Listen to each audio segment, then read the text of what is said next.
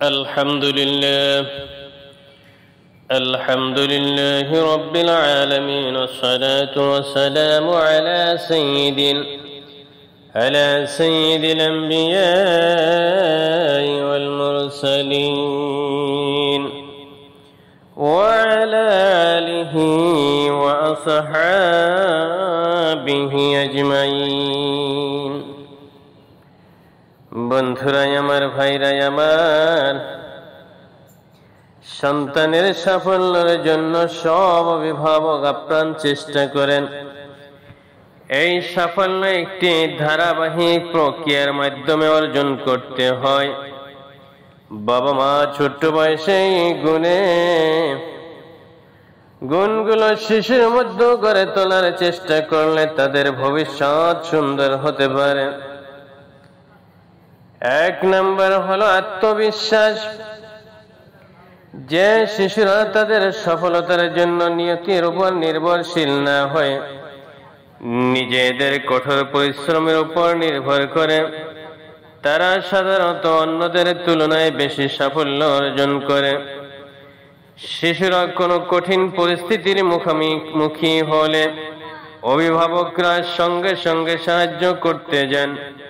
এতে শিশু নিজেকে অযোগ্য মনে করতে পারে আর আত্মবিশ্বাস তৈরি না করতে পারে।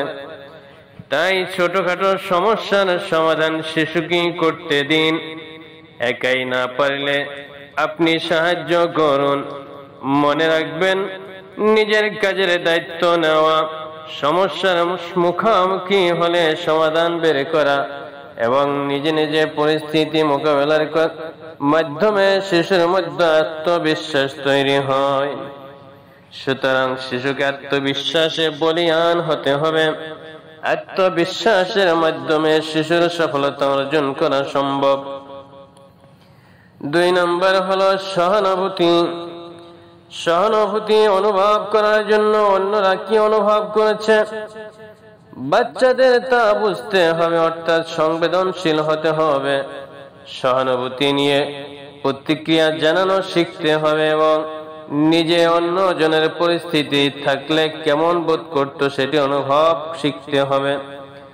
সন্তান যাতে তাদের আবেগ যথাক্রমে প্রকাশ করতে পারে, এজন্য বাবা মাকে উদ্যোগী হতে হবে।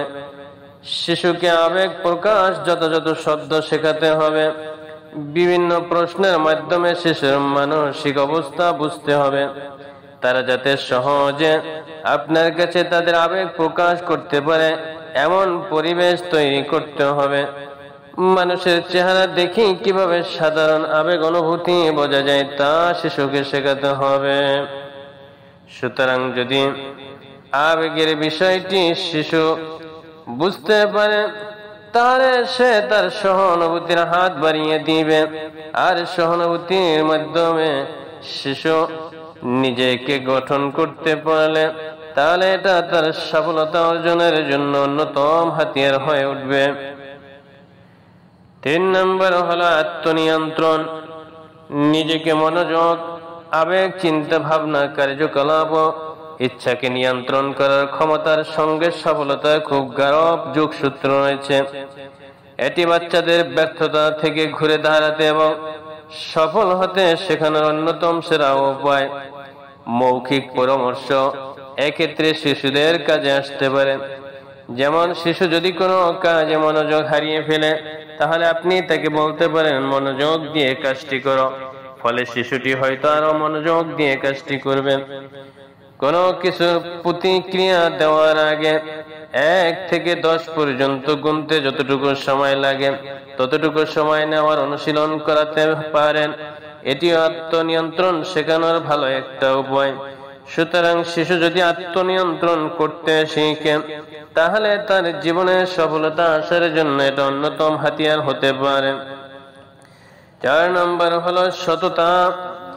সততার শিক্ষা শিশুর নৈতিক মূল্যবোধ তৈরিতে সহায়তা করে এবং এর ফলে সে ভালো মন্দের পার্থক্য বুঝতে পারে।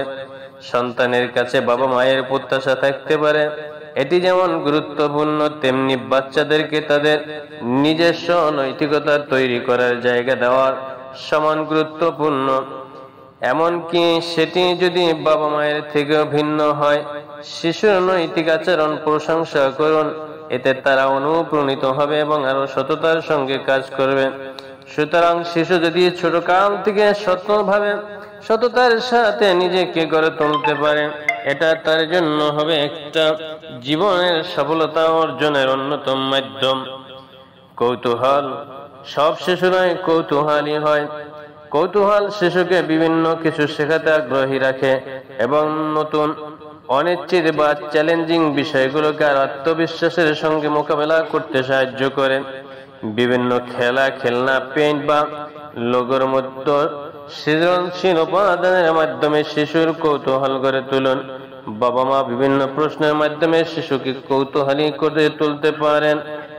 যদি শিশু সবকিছুর প্রতি কৌতূহলী হয়, তাহলে মনে করতে হবে শিশুর জানার প্রতি আগ্রহ রয়েছে। আর যদি জানা প্রতি শেখার প্রতি আগ্রহ থাকে, তাহলে ওই শিশুটি জীবনের সফলতা অর্জন করতে সক্ষম হবে।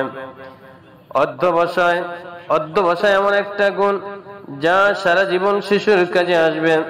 কোনো কাজে হাল ছেড়ে দেওয়ার মতো পরিস্থিতিতেও শিশুকে অনুপ্রাণিত রাখতে পারে এই গুণ। বাচ্চারা কোনো কাজ করতে গেলে ভুল করবে, এটাই স্বাভাবিক। এই ভুলের কারণে সে হয়তো নিরুৎসাহিত হতে পারে, কিংবা বাবা মা এক্ষেত্রে শিশুর ভুল শনাক্ত করে দিতে পারেন এবং ব্যর্থতাকে বড় করে না দেখে তাকে আরো অনুপ্রাণিত করতে ভূমিকা পালন করতে পারেন। কিভাবে একটি কঠিন কাজ সহজে দ্রুত করা যায় তা সন্তানকে শেখাতে পারেন। এতে শিশুরা কোনো কাজকে চাপ মনে করে না, সেটিকে এড়িয়ে যাবে না। সুতরাং অধ্যবসায়ের মাধ্যমে শিশুটিকে গড়ে তুলতে পারলেন, এটি তার জীবনের সফলতার অন্যতম একটা হাতিয়ার হতে পারে। আশাবাদী হওয়া খুব ভালো একটি গুণ। এটি বাচ্চাদেরকে বিভিন্ন বাধা ও চ্যালেঞ্জকে অস্থায়ী হিসাবে দেখতে সাহায্য করবে।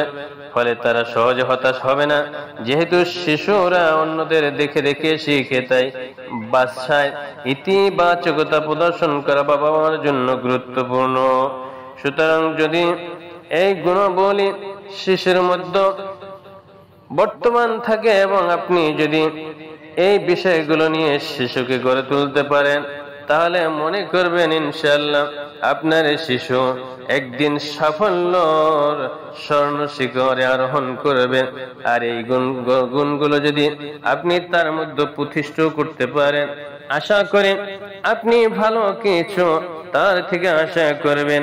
যেমন করে মিষ্টি ফল লাগিয়ে ভালো কিছু আশা করা যায়, তেমনি ভাবে এই গুণগুলো সন্তানের মধ্যে যদি আপনি গড়ে তুলতে পারেন, ইনশাআল্লাহ আপনার সন্তান একদিন ভালো কিছু সে করে দেখাতে পারবে। এই বিশ্বাস আমাদের মধ্যে রয়েছে।